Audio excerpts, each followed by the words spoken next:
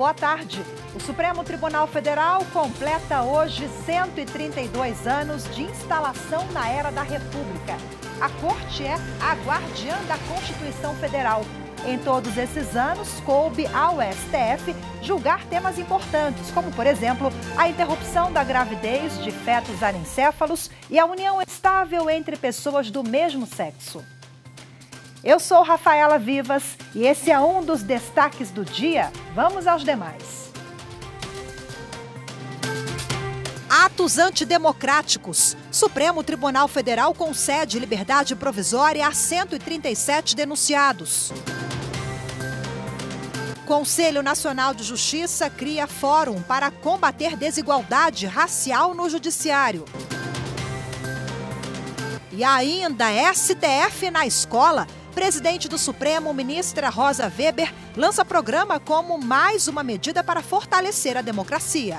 Precisamos permanecer vigilantes contra arroubos antidemocráticos, amplificados pela desinformação.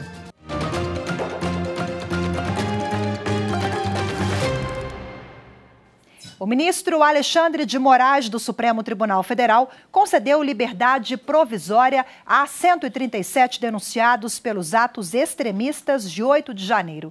O ministro considerou que eles poderão responder ao processo em liberdade, porque as investigações não os apontaram como financiadores ou executores principais das invasões. Os denunciados deverão cumprir uma série de medidas cautelares, como permanecer em casa à noite e nos fins de semana, usar tornozeleira eletrônica e terão passaporte e porte de arma de fogo suspensos. Com essas decisões, 603 denunciados vão responder em liberdade. 803 pessoas permanecem presas. E o ministro Alexandre de Moraes também decidiu que os militares envolvidos nos atos antidemocráticos vão ser processados e julgados pela Suprema Corte. A decisão atende a um pedido da Polícia Federal. Acompanhe agora na reportagem de Viviane Novaes. A Polícia Federal pediu ao Supremo que reconhecesse a competência da Corte para processar e julgar militares das Forças Armadas nos atos antidemocráticos. Segundo a PF, militares ouvidos indicaram uma possível participação ou omissão de integrantes do Exército, responsáveis pelo Gabinete de Segurança Institucional e pelo Batalhão da Guarda Presidencial. Esses órgãos cuidam da segurança do Palácio do Planalto. O ministro Alexandre de Moraes disse que a Justiça Militar não julga crimes de militares, mas sim crimes militares. E afirmou: inexiste, portanto, competência da Justiça Militar da União para processar e julgar militares das Forças Armadas ou dos Estados pela prática dos crimes ocorridos em 8 de janeiro. A Polícia Federal também pediu ao Supremo e conseguiu mais 60 dias para concluir a investigação que apura suposta omissão de autoridades nos ataques. Uma das diligências em andamento é a análise das digitais encontradas na minuta de decreto apreendida na casa de Anderson Torres, ex-secretário de Segurança Pública do Distrito Federal e ex-ministro da Justiça. O documento, segundo juristas, seria uma tentativa de invalidar a vitória nas urnas de Luiz Inácio Lula da Silva. Ontem, a Procuradoria-Geral da República pediu que o STF não solte Anderson Torres. Para a PGR, ficou claro que ele não tinha a intenção de jogar a minuta no lixo, como alegou em depoimento. O documento era guardado numa pasta do governo federal, junto com outros itens, como fotos de família e imagem religiosa. Outro argumento da PGR para manter Torres preso é que ele saiu do país mesmo ciente dos atos antidemocráticos.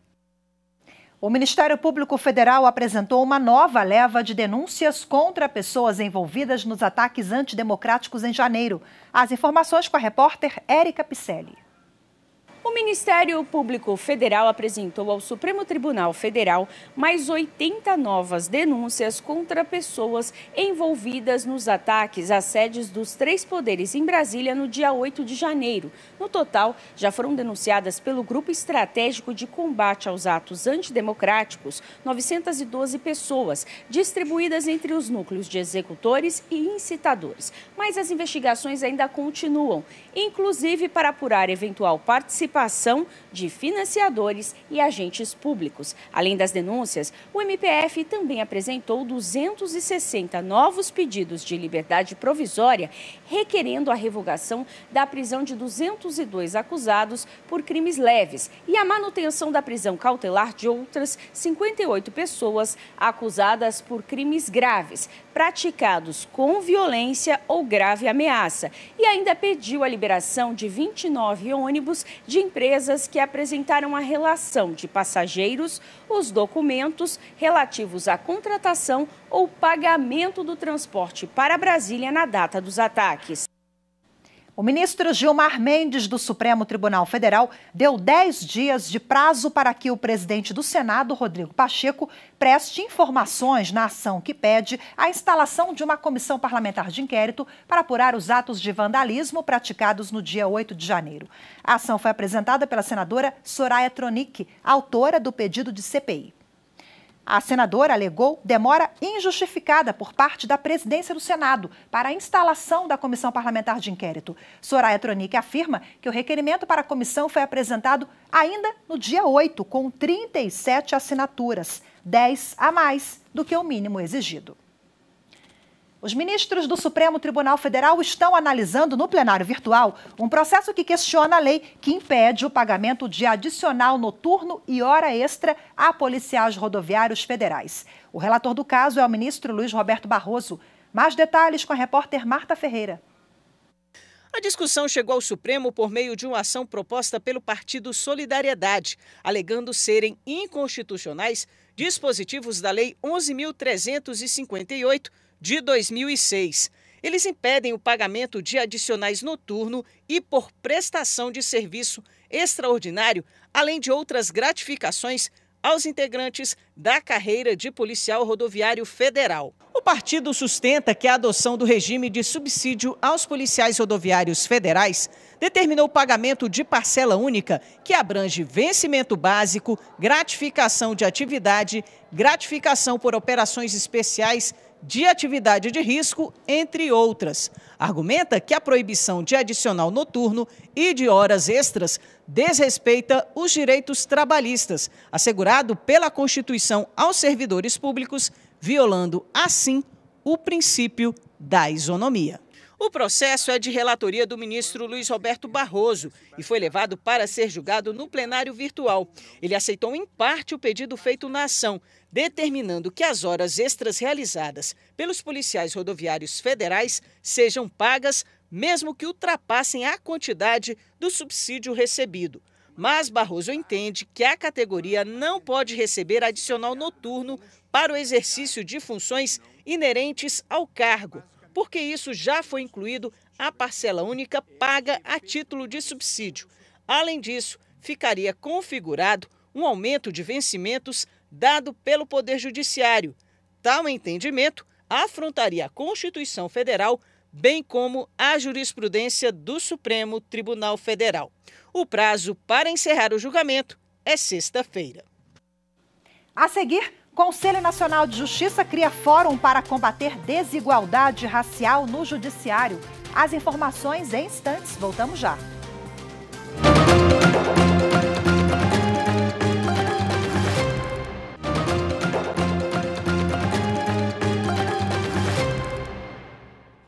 O Conselho Nacional de Justiça realiza sessão neste momento para analisar denúncias contra magistrados. A repórter Carolina Chaves acompanha os trabalhos e conversa com a gente agora ao vivo. Olá, Carol, muito boa tarde para você. Conta para a gente o que foi julgado agora durante esta manhã e deve continuar no início da tarde. Olá, Rafaela, boa tarde para você, boa tarde a todos. Olha, isso mesmo, um dos processos julgados hoje pelo colegiado é da relatoria do conselheiro Giovanni Olson sobre a conduta de um magistrado do Pará acusado de infração disciplinar. Ele teria dificultado a intimação dele para apurar o caso. A defesa alegou que o magistrado estava em Portugal fazendo mestrado e, por precisar de cooperação internacional, a intimação demorou e o caso prescreveu. Por considerar que não houve culpa do magistrado, a defesa pediu o arquivamento do caso. Mas a maioria dos conselheiros entendeu que pode ter havido má-fé processual por parte do magistrado e, por isso, determinou a apuração do caso pela Corregedoria do CNJ. Também, hoje pela manhã, Rafaela, foi aprovada a resolução do CNJ que cria um fórum para combater a desigualdade racial no Judiciário. E também houve uma solenidade de recondução do conselheiro Luiz Fernando Bandeira de Mello ao cargo. Vamos acompanhar na reportagem. Luiz Fernando Bandeira de Mello é natural de Recife, formado em Direito e mestre em Direito Público. Desde 2021, ele ocupa uma vaga no CNJ destinada ao Senado e vai ficar por mais 2 anos, até 2025. A recondução é permitida desde que o candidato passe novamente por sabatina no Senado Federal, o que ocorreu em novembro. Luiz Fernando Bandeira de Mello destacou a importância do Conselho para acompanhar as atividades da Justiça em todo o país. De unificar um funcionamento, né, do Poder Judiciário por diversas estratégias, né, nós podemos citar algumas. Uma delas é o desenvolvimento de ferramentas de tecnologia da informação, que este Conselho desenvolveu e foi essencial, né, para o enfrentamento à pandemia. E assim como esse Conselho teve a iniciativa de enfrentar o início da pandemia, teve agora também, né, recentemente, a iniciativa corajosa de determinar o retorno às atividades regulares. É isso que se espera do Conselho Nacional de Justiça, um planejamento nacional que unifique a nossa magistratura. A presidente do CNJ e do Supremo Tribunal Federal, ministra Rosa Weber, cumprimentou o conselheiro por mais uma jornada no colegiado. Colaborando decisivamente para que este Conselho Nacional bem exerça as relevantes atribuições que lhes são cometidas pela Constituição da República no controle da atuação administrativa e financeira do Poder Judiciário e do cumprimento dos deveres funcionais dos juízes. Após a solenidade de recondução, a presidente, ministra Rosa Weber, lembrou os 132 anos do STF, comemorados hoje. Segundo a ministra, o dia 28 de fevereiro é um marco importante na democracia e no cumprimento da Constituição. Nosso Supremo Tribunal Federal merece ser celebrado, e muito, neste aniversário de 132 anos, em especial pelo relevante papel que exerce na defesa do Estado Democrático de Direito, em que se constitui a República Federativa do Brasil, nos exatos termos do artigo 1º da nossa Constituição Cidadã de 1988, de que ele, Supremo Tribunal Federal, é o guardião por expressa delegação da Assembleia Nacional Constituinte. Também na sessão de hoje, o CNJ criou o Fórum Nacional do Poder Judiciário para Equidade Racial. O FONAER terá a missão de promover políticas para combater as desigualdades raciais no Judiciário. O FONAER terá como atribuição a elaboração de estudos e a proposição de medidas concretas para o aperfeiçoamento do sistema de justiça quanto à equidade racial. Em seguida, os conselheiros analisaram o primeiro caso de relatoria do corregedor do CNJ, ministro Luiz Felipe Salomão.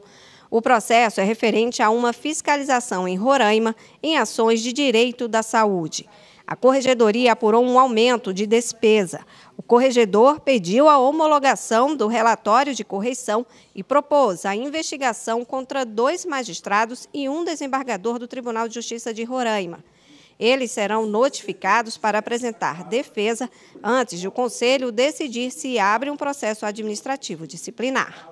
Para, nessas reclamações, ofertarmos a oportunidade do direito de defesa e recolhermos, se for o caso, mais uma ou outra prova antes de decidirmos quanto à abertura do procedimento administrativo disciplinar.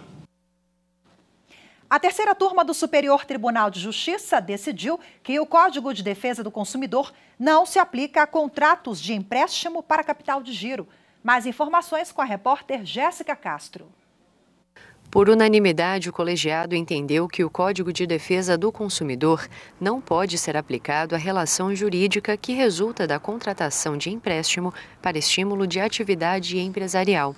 O caso julgado teve origem em ação revisional de empréstimo para capital de giro, ajuizada por uma empresa contra uma cooperativa de crédito, na tentativa de rever os encargos convencionados em cédulas de crédito bancário. A pedido da autora e com fundamento no Código de Defesa do Consumidor, o juízo de primeiro grau determinou a inversão do ônus da prova. Ao manter a decisão, o Tribunal de Justiça de Mato Grosso do Sul concluiu pela incidência da proteção do CDC, sob o fundamento de que o Código é aplicável às cooperativas de crédito, que se equiparam às instituições financeiras. Ao STJ, a cooperativa sustentou que a autora da ação não pode ser considerada destinatária final do serviço, uma vez que o contrato de capital de giro tem como finalidade exclusiva o estímulo para aquisição de insumos e pagamento de despesas empresariais. A relatora do recurso, ministra Nancy Andrighi, observou que, de acordo com a jurisprudência da Corte, o CDC é inaplicável na contratação de negócios jurídicos e empréstimos para fomento da atividade empresarial, porque a contratante não é considerada destinatária final do serviço.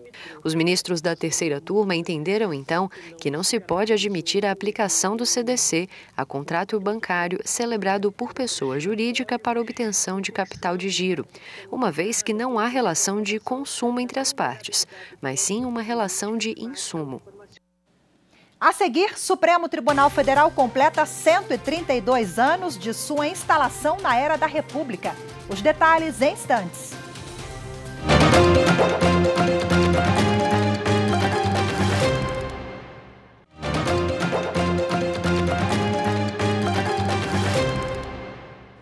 A presidente do Supremo Tribunal Federal, ministra Rosa Weber, lançou nesta segunda-feira o programa STF na Escola. O objetivo é aproximar o Supremo Tribunal Federal da sociedade por meio de visitação a escolas públicas e privadas. A ação faz parte do programa de combate à desinformação da Suprema Corte. A reportagem é de Renato Rosa. Antes do encontro, reitores de universidades e representantes de instituições da área de educação, que são parceiros da Corte no programa de combate à desinformação, conheceram a sede do Supremo, restaurada após os ataques de 8 de janeiro. Eles passaram pelo Hall dos Bustos, onde estadistas, juristas e ministros são homenageados. Depois percorreram o plenário e o Salão Branco, onde são realizadas as solenidades, entre elas a posse dos ministros. Já na sala de sessões da primeira turma do STF, encontraram com a presidente da Corte. A ministra Rosa Weber apresentou ao grupo o programa STF na Escola, que tem como objetivo aproximar o Supremo da sociedade, com muita informação para os estudantes do ensino fundamental. Eles vão receber cartilhas como essa. E sobre o papel da Constituição Federal. Assim, plantaremos a semente agora, para em breve tornarmos o papel da Suprema Corte do nosso Brasil conhecido por todos. O Supremo está selecionando servidores que vão atuar como voluntários nas visitas às escolas, em palestras e outras atividades, para tirar as dúvidas dos alunos sobre o Poder Judiciário, em especial sobre o trabalho do STF. Rosa Weber destacou que o projeto voltado para crianças e adolescentes vai explicar de forma didática e simples porque o Supremo, por exemplo, é o guardião da Constituição e a importância da democracia. Precisamos permanecer vigilantes contra arroubos antidemocráticos, amplificados pela desinformação.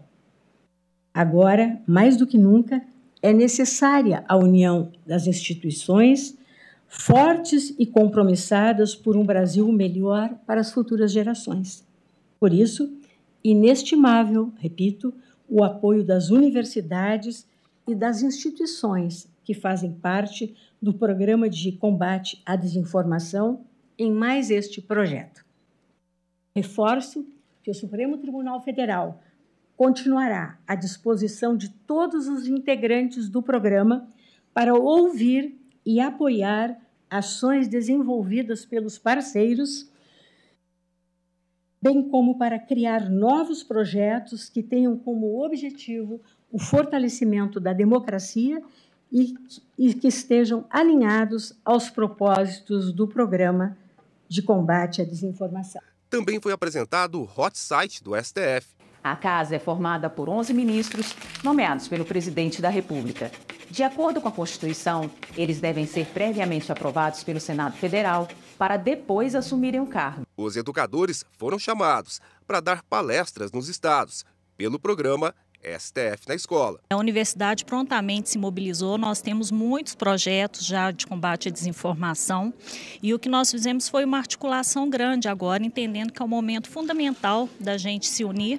A capacidade desse estudante, desse jovem, de entender que o processo de mediação de conflitos, de cultura de paz e de instituição e fortalecimento da democracia se dá exatamente no combate à desinformação e no reconhecimento de que é pela pesquisa que a gente avança. A diretora e representante da Unesco no Brasil, Marlova Noleto, falou sobre a importância das iniciativas e anunciou projetos para combater notícias e informações falsas.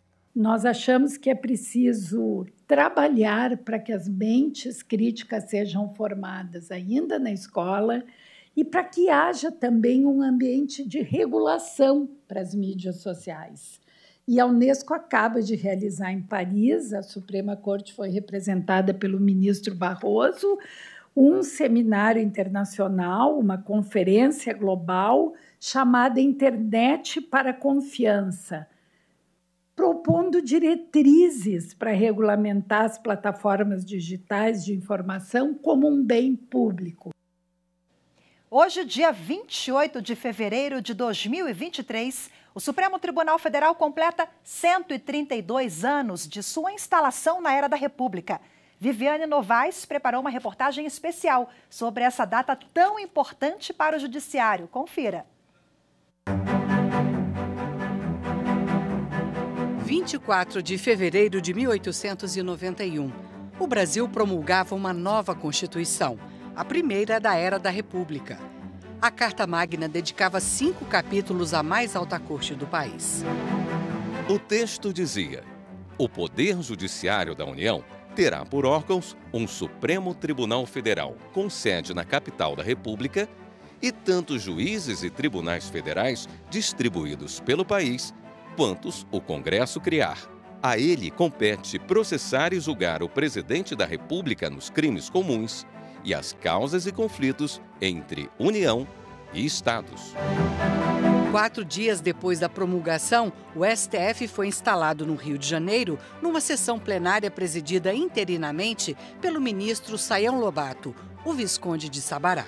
O Supremo que nasce com a nossa primeira Constituição republicana é um Supremo muito importante. Importante por quê? Primeiro, pelo momento histórico, afinal nós estamos saindo do Império e inaugurando esse novo Estado que é a República Brasileira. Então o Supremo ele vai ter um papel muito importante, que é principalmente de entender o funcionamento das leis imperiais que irão vigir dentro da República e também na própria República, ajudando na construção institucional deste novo Estado, desta nova sociedade. 69 anos depois, o Supremo se transferia para Brasília por causa da mudança da capital federal. Passou a ocupar o Palácio de Vidro de Curvas Sinuosas, desenhado por Oscar Niemeyer. Hoje, 11 ministros compõem a Suprema Corte, conhecida como a guardiã da Constituição. O guardião dela no sentido de que qualquer erro do poder político, executivo ou legislativo, há de ser corrigido pela Justiça, em última instância pelo Supremo Tribunal Federal, que tem autoridade sobre os atos do Presidente da República e até do Congresso Nacional, em nome justamente da Constituição. É o sumo tribunal do país, por comparação com o sumo pontífice na linguagem religiosa católica. E por isso também que suas decisões definitivas de mérito, sobretudo em ações declaratórias de constitucionalidade e ações diretas de inconstitucionalidade, essas decisões obrigam assim o poder judiciário por inteiro, como os outros 2 poderes da República Federativa do Brasil. São 132 anos de julgamentos históricos. A interrupção da gravidez de fetos anencéfalos, a demarcação da terra indígena Raposa Serra do Sol, a união estável entre pessoas do mesmo sexo, Decisão inscrita em 2018 como Patrimônio Documental da Humanidade pela Unesco. Às vésperas de completar 132 anos, o Supremo passou por uma prova de resistência. O ataque do 8 de janeiro deixou sequelas materiais, mas a Suprema Corte do país saiu fortalecida. Assim como o Supremo Tribunal Federal dos primeiros anos não permitiu que carências iniciais de estrutura o tolhessem, na missão confiada pela Constituição de 1891, hoje demonstramos, neste plenário reconstruído depois do vandalismo de 8 de janeiro último, o dia da infâmia, que ataques contra a estrutura física dessa Suprema Corte jamais serão capazes de impedir o pleno exercício da jurisdição constitucional nos termos comandados pela Constituição Cidadã de 1988. Hoje ficamos por aqui. Muito obrigada pela sua companhia. Ótima tarde. Até amanhã. Tchau, tchau.